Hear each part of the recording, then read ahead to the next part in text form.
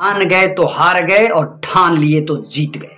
नमस्कार, मैं मनीष कुमार एक बार फिर आपके सामने कुछ नया लेकर आया। इस दोहा को आप किसी न किसी के मुंह से जरूर सुना होगा और ये दोहा मैं आपके सामने क्यों कर रहा हूं? क्योंकि इसके पीछे कारण है। मैं ये दोहा आपके सामने इसलिए कर रहा हूं कि ताकि आप भी अपने अंदर हमेशा मोटिवेशन को जिंदा रखें, अपने आप को मोटिवेटेड बना के रखें।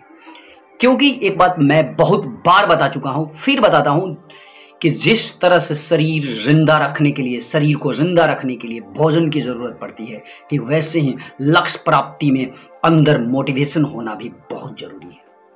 तो दोस्त, कभी इस बात को ना भूलिएगा, क्योंकि जब तक आप अपने लक्ष्य में कायम रहना चाहेंगे तो समझ लीजिए कि उतना देर तक, जितना देर तक आपके अंदर मोटिवेशन है, उतना देर तक आप बहुत ढंग से, बहुत मेहनत करके उस चीज को लगन से करेंगे। लेकिन जैसे ही आपके अंदर से मोटिवेशन गायब हो जाएगी, आप किसी दूसरे चीजों में फंस जाएंगे, तो डेफिनेटली वो चीज आपको पहाड़ जैसा लगने लगेगी।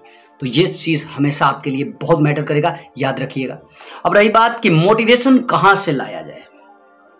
देखिए, मोटिवेशन अगर आप किसी के पास जाकर सुन करके लेते हैं तो ये आपके लिए उत्तम तरीका नहीं है। मोटिवेशन आप खुद से होने की कोशिश कीजिए, क्योंकि आपने अक्सर किसी के मुंह से सुना होगा कि मैं चींटी से भी इंस्पायर होकर ये कर दिया, मैं बिल्लियों से इंस्पायर हो जाता हूं, मैं बाकी पड़ोस के लोगों से इंस्पायर हो जाता हूं। तो ये चीज हमेशा मैटर करता है दोस्त, आपके ऊपर डिपेंड करता है कि आप कहां से मोटिवेशन को खोजें, लेकिन खुद से मोटिवेटेड होने की कोशिश कीजिए। तो इस बात को मैं इसलिए बता रहा हूं ताकि कुछ लोग क्या करते हैं कि मोटिवेशन किसी के पास जा कर खोजते हैं, उससे पूछते हैं, फिर वो मोटिवेटेड कर देता है तो उसके जैसा करने लगते हैं। लेकिन फिर जैसे ही उनका वो जो मोटिवेशन अंदर से, वो जुनून जो है धीरे धीरे ठंडा पड़ जाता है, तो भूल जाते हैं अपने लक्ष्य को। लेकिन अगर आप खुद से खुद में मोटिवेशन भरने की कोशिश करेंगे तो याद रखिएगा कभी खत्म नहीं होगा, और जब तक जिंदा रहेगा आपके अंदर ये मोटिवेशन, तब तक आप अपने लक्ष्य में 100% देने की कोशिश करेंगे। तो चलिए, एक और मोटिवेशन के तौर पे थॉट आपके सामने पेश कर रहा हूं। ये है आज के मशहूर, दुनिया के मशहूर बिजनेसमैन में एक इलोन मस्क। इलोन मस्क का नाम तो आपने जरूर सुना होगा। जी हां, इलोन मस्क का एक कोट आपके सामने पेश करता हूं। यह बात मैं बहुत पहले भी आपको बताया था, लेकिन आज फिर बता रहा हूं। इसमें क्या बोलते हैं इलोन मस्क साहब, आप ध्यान से सुनिएगा। बोलते हैं, the first step is to establish that something is possible, then probability will occur. इसका मतलब क्या होगा? मैं आपको हमेशा बताता हूं कि सबसे ज्यादा जरूरी यह है कि आप इस चीज को कर लेंगे, ये चीज अपने अंदर डालना।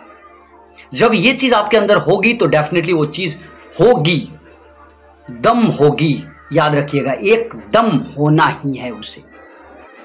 यही बात अंग्रेजी में यहां मैंने बोला, the first step is to establish that something is possible. इसका मतलब हुआ, पहला कदम यह है स्थापित करना कि कोई चीज संभव है। आपके अंदर यह चीज हमेशा होना चाहिए कि यह संभव है। देन प्रोबेबिलिटी विल ऑकर, उसके बाद संभावना घटित होगी। जब आप ये मानते हैं कि यह संभव है, तभी आपके अंदर संभावना भी आएगी कि नहीं, यह हो सकता है। तो याद रखिएगा दोस्त, बहुत ही खूबसूरत बात है ये, अपने ऊपर अप्लाई करके देख लीजिए। पहले आप हर चीज को पॉजिटिव लीजिए और डेफिनेटली धीरे धीरे आपको ऐसा लगने लगेगा कि हाँ, ये हो सकता है। तो इस बात को हमेशा याद रखिएगा। बस नमस्कार एक बार फिर, और मैं अंत में ये बोलूंगा कि पढ़ते रहिए और आगे बढ़ते रहिए। जय हिंद।